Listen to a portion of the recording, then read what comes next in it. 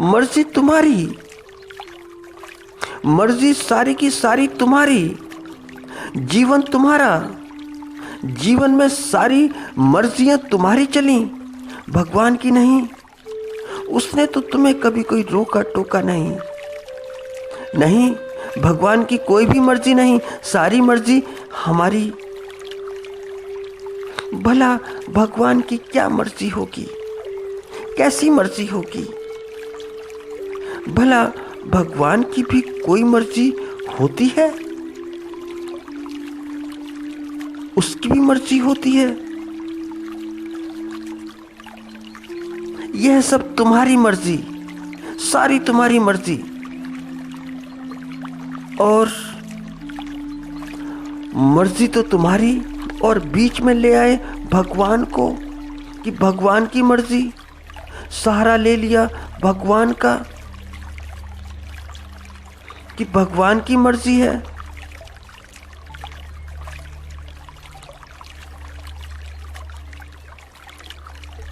और कोई कोई तो भगवान को इतने भयंकर ढंग से ले आता है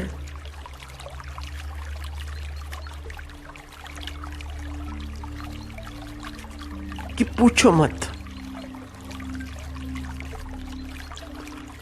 कि मृत्यु के बाद ऐसे और मृत्यु के बाद वैसे, ऐसे वैसे, कि मृत्यु के बाद देवदूत, यमदूत, विष्णुदूत, पता नहीं कौन कौन से दूत, नदी, वैतरणी, फिर यात्रा इतनी लंबी कि पूछो मत। फिर यमराज, फिर चित्रगुप्त, और फिर बही खाते, बड़े मोटे मोटे रजिस्टर। उन खातों में हिसाब किताब पाप पुण्यों का। ऐसा हुआ कि एक मृत्यु हुई, वहां पर 13वीं थी। परिचित थे, मैं भी गया। तो 13वीं में भी बातचीतें तो होती ही हैं, जैसा कि सभी करते हैं। तो वहां पर मुझे एक श्रीमान मिले, अपरिचित थे पर बड़े मुखर थे। तो मुझे प्रतीत हुआ कि थोड़े से धार्मिक जगत के साथ में संबंध रखते हैं।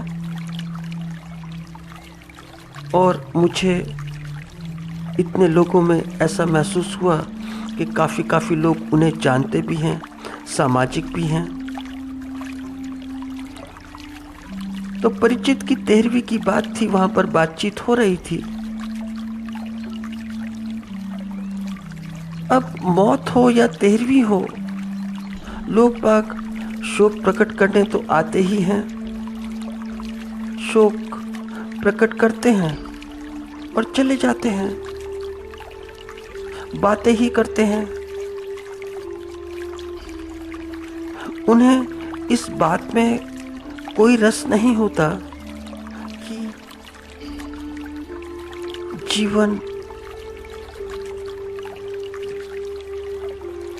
जीवन के बारे में कोई रस नहीं।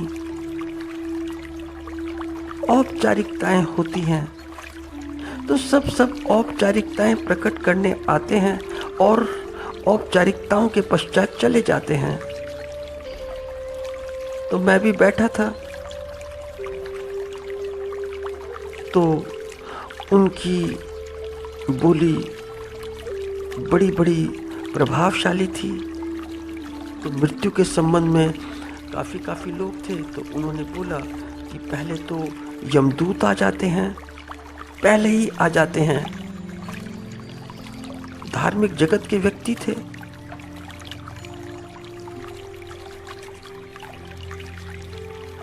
कि पहले यमदूत दिन 2 दिन पहले आ जाते हैं, 2-3 दिन पहले आ जाते हैं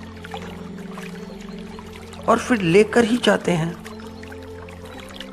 और मुझे उनकी बातचीत से ऐसा प्रतीत हुआ कि वे थोड़े से आधुनिक भी हैं। तो मैं उनकी बात सुनता था। वे बोले कि दूत भी अनेकों अनेकों प्रकार के होते हैं और कुछ तो यम के दूत। और अगर यदि यम के दूत होंगे तो रंग से तुम पहचान सकते हो कि यम के दूतों का रंग क्या। यम के दूत होंगे तो काले होंगे, और यदि देवदूत होंगे तो गोरे होंगे। तो अगर गोरे हैं तो देवदूत हैं और काले हैं तो यमदूत हैं। तो यमदूत अगर आते हैं जो पापी आदमी होता है उसके लिए, तो यमदूत तो घसीट घसीट कर ले जाते हैं। मगर देवदूत रथ पर आते हैं, रथ पर। और जैसे तुम ऐसा सोचो कि जैसे तुम्हें कहीं जाना हो, बाहर की यात्रा करनी हो, तो तुम घर से बाहर जा रहे हो तो सूटकेस लगाओ, ब्रीफकेस लगाओ, फिर टिकट एडवांस में, फिर कहाँ रुकना है, कैसे रुकना है, कौन से होटल में रुकना है, कहाँ कहाँ घूमना फिरना है। तो टिकट की व्यवस्था करो।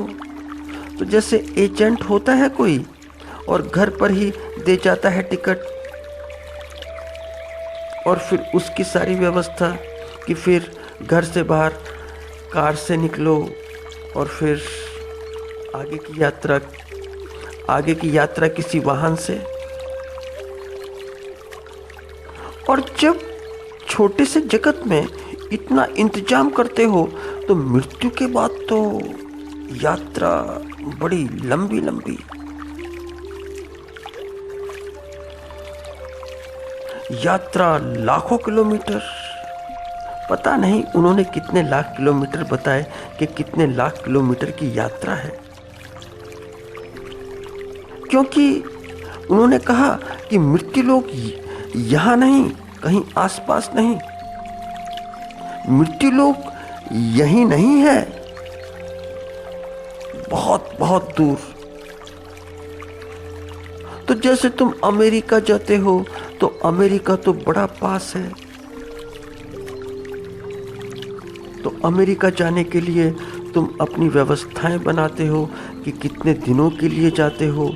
तो घर से बाहर निकलते हो, पहले कार से, फिर एयरपोर्ट, फिर प्लेन, फिर प्लेन में भी बिजनेस क्लास, इकोनॉमी। तो ऐसे ही तो उन्होंने बताया दूत भी ऐसे ही होते हैं, देवदूत। जैसे कि तुम प्लेन में बैठ गए तो एयर होस्टेस कि भूखे हो, प्यासे हो, या चाय कॉफी इसकी तलब। तो देवदूत भी ठीक ठीक ऐसे ही। मगर जैसे जैसे देवदूत वैसे यमदूत नहीं। यमदूत वैसे नहीं होते कि जैसे देवदूत होते हैं। वे जरा स्वभाव से बड़े कड़क होते हैं। तो वे जब तुम्हें घर से निकाल कर लेके जाते हैं तो ऐसे लेकर नहीं जाते कि बैठिए, जैसे कोई ड्राइवर कार से बाहर निकला कि हुजूर बैठिए अंदर। नहीं, उनका स्वभाव बहुत कड़क होता है। उनका कोई रथ नहीं होता कि जैसे देवताओं का रथ होता है, देव रथ होता है। वे धक्का देते हैं, मारते हैं कि चलो पैदल चलो। और तेज चलो, भागे भागे चलो, क्योंकि मृत्यु लोक जाना है और तुम्हें तो पैदल ही जाना है। और फिर मृत्यु लोक लाखों किलोमीटर दूर। फिर यात्रा में यमदूत मार पिटाई भी करते हैं, बहुत बहुत करते हैं, और ऐसी मार पिटाई करते हैं कि जैसे कि थानों में होती है, थाने में। मगर जब लोग बाग आश्चर्य से उनका मुख देखने लगे और भयाक्रांत हो गए, तो फिर उन्होंने एक बात बोली कि यह सब पापियों के लिए, पापियों के लिए। मगर जो पुण्य करते हैं, दान पुण्य करते हैं, उनके लिए बिल्कुल नहीं, दानियों के लिए नहीं। दानियों के लिए तो देवदूत बड़े प्यार से, बहुत बहुत प्यार से, जैसे कि कोई एयर होस्टेस, जैसे कि एयर होस्टेस बोले कि सर बैठिए यहाँ पर, आराम से विश्राम कीजिए। तो बातें सुनते सुनते मैं उनसे बोला, थोड़ा गंभीर होकर, जैसी गंभीरता से वे बात कर रहे थे। मैंने कहा कि एक बात तो बताइए, जब टूर्स एंड ट्रेवल्स एजेंसी ऐसी है, इसी की अभी तक बातचीतें हो रही हैं, तो फिर जहाँ पर ये एजेंसी लेकर जाएगी, जो गंतव्य है, वहाँ की तो फिर बात बड़ी बड़ी अलग होगी। वहाँ तक पहुँचना, जब वहाँ तक पहुँचने में ही इतनी परेशानी है, तो फिर पहुँचा कहाँ तक जाएगा? तो वे बोले यमराज तक। तो फिर मैंने उनसे कहा कि यमराज का स्टाफ भी बड़ा बड़ा होगा, बड़ा बड़ा होना ही चाहिए, क्योंकि इतनी बड़ी दुनिया, इस दुनिया में लोग बाग, इस दुनिया में जलचर, नभचर, ये पशु पक्षी, फिर वनस्पति जगत भी, क्योंकि वनस्पति जगत भी बड़ा बड़ा जीवंत है, क्योंकि प्राण तो सभी सभी में। तो मैं उनसे बोला कि मेरा तो दिमाग हिला चला जाता है, दिमाग चला जाता है, हिला हिला जाता है, दिमाग काम ही नहीं करता है। और फिर आप तो कहते हैं कि यमदूत 2 आते हैं, तो 2 कैसे? पूरे दिन में 2? तो क्या पूरे दिन में एक ही आदमी मरता है?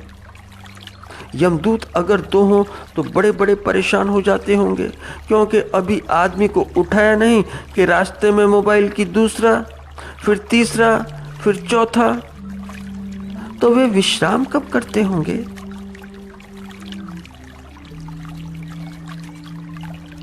क्योंकि मैं गंभीर मुद्रा में था, तो वे मेरी तरफ देखकर मुस्कुराए।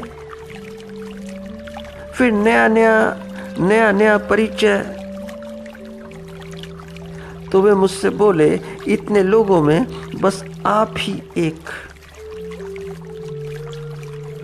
फिर उन्होंने यमराज के स्टाफ का नाम गिनाना शुरू किया, सबका, और मैं नाम तो भूल ही जाता हूँ। सेक्रेटरी का नाम बताया, फिर वहाँ की व्यवस्था, कौन कौन और कैसे कैसे, पूरी व्यवस्था उन्होंने बताई।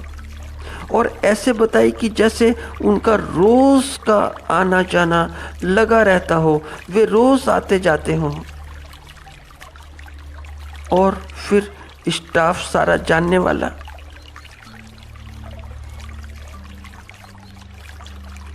तो मैंने कहा कि फिर तो मृत्यु के पश्चात यमराज तक डायरेक्ट पहुंचना बड़ा मुश्किल है। जब इतनी फोर्स, इतना यमराज की इतनी फोर्स, इतनी व्यवस्था, पुलिस व्यवस्था मार पिटाई के लिए कि मार मार कर लेके जाते हैं, और इतनी बड़ी सरकार यमराज की, तो वे मुस्कुराए और बोले कि अब समझे आप, अब समझे बात ठीक ठीक, अब आपकी बात समझ में आई। जानते हो यमराज से ऐसे नहीं मिला जा सकता है कि जैसे प्रधानमंत्री से हर कोई मिल ले। क्या कोई मिल पाता है प्रधानमंत्री से?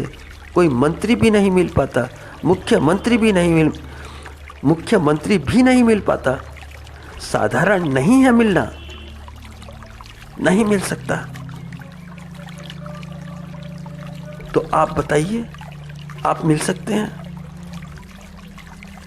मैं बोला नहीं भैया, हम कैसे मिल सकते हैं? तो वे बोले ऐसे ही, ठीक ठीक ऐसे ही आप यमराज से भी नहीं मिल सकते।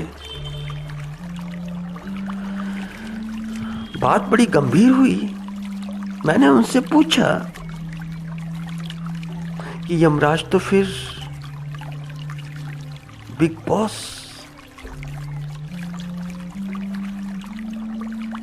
यमराज का तो कोई कहना ही नहीं। तो एक बात तो बताओ कि यमराज का, अगर यमराज बिग बॉस है तो यमराज का बॉस कौन है? तो वे झट से बोले भगवान। तो मैंने कहा अगर यमराज का इतना स्टाफ है तो फिर भगवान के स्टाफ की बात तो बिल्कुल व्यर्थ है। जब यमराज का लाव लश्कर इतना बड़ा, इतनी बड़ी व्यवस्था, तो भगवान की व्यवस्था के बारे में तो कुछ कहा नहीं जा सकता। तो भगवान की व्यवस्था के बारे में बात करनी, आगे की बात तो सोचना ही पागलपन है। तो वे मुस्कुराए और बोले कि मुझे यहीं तक पता है, जहाँ तक पता है वहीं तक बोलता हूँ, उससे आगे की बात नहीं करता। यमराज तक का जो था वहाँ तक का बता दिया, आगे का नहीं। और आप जिज्ञासु हैं, अगर आप उससे आगे का जानना चाहते हैं तो झूठ बोलना मेरी आदत नहीं, मैं सच बोलता हूँ। तो फिर इसके लिए आपको मुझसे भी अधिक मेधावी की आवश्यकता होगी। कोई मेधावी व्यक्ति ऐसा मिले, कोई प्रतिभा वाला ऐसा व्यक्ति मिले, उसे आपको ढूंढना होगा, वह ही बता पाएगा। मैं यमराज तक का तो बता देता हूँ कि क्या क्या होता है।